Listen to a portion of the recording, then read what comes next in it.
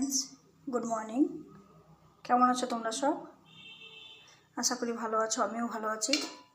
আমি সকালের জন্য একটা নাস্তা বানাবো, যে নাস্তাটা তোমরা বাচ্চাদেরকে টিফিনেও দিতে পারো, আবার বাড়িতেও খেতে পারো।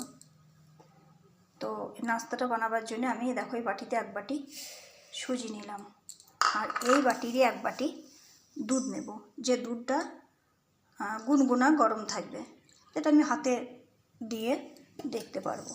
তো যে পরিমাণে সুজি নিয়েছিলাম ওই পরিমাণে আমি দুধ নেব। এবার এটাকে আমি মিক্স করে নেব। আমার 10 মিনিট হয়ে গেছে, আমার সুজিটা হয়ে উঠেছে। এবার আমি ওই বাটিরই আধ বাটি ময়দা দিয়ে দেবো। তোমরা ময়দাও ইউজ করতে পারো, তোমরা আটাও ইউজ করতে পারো। ওই মোটামুটি বড় চামচের 4 চামচ।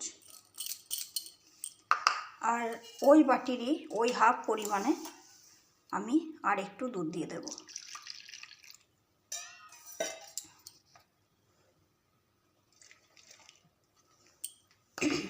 ওই সঙ্গে দিয়ে দেব ছোট চামচের 1 চামচ লবণ।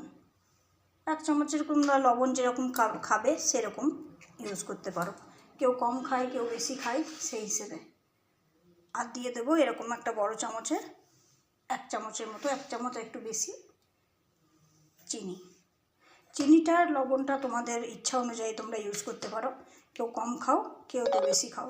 আমি ব্যাটারটা একটা মিক্সিং জারে নিয়ে নিয়েছি।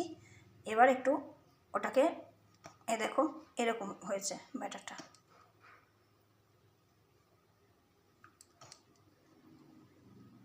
এবার এটা মিক্সিং জারে আমি আরেকটু পাতলা করে পেস্ট বানিয়ে নেব। এবার দেখো এটা আমার ব্যাটারটা বানানো হয়ে গেছে। এবার আমি এরকম একটা প্লেট নিয়েছি, প্লেটের মধ্যে আমি ব্রাশের সাহায্যে পুরোটা তেল লাগিয়ে নিয়েছি। তো এবার তেল লাগানোর পর আমি কিছু সবজি নিয়েছি, যেমন ধরো গাজর, ধনেপাতা, লঙ্কা, পেঁয়াজ। তো গাজর, পেঁয়াজ আর কাঁচা লঙ্কা এই তিনটে আমি কদুকস করে নিয়েছি, মানে গ্রেট করে নিয়েছি। এবার এগুলো আমি ঢেলে দেব। তোমরা চাইলে সবজি দিতেও পারো, না দিতেও পারো, আবার তোমাদের যা ইচ্ছা, যে ইচ্ছা সবজি সেটা তোমরা দিতে পারো। এবার এটাকে আমি মিক্স করে নেব।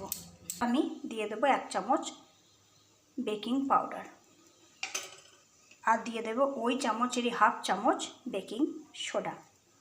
এবার এটাকে আমি মিক্স করে নেব।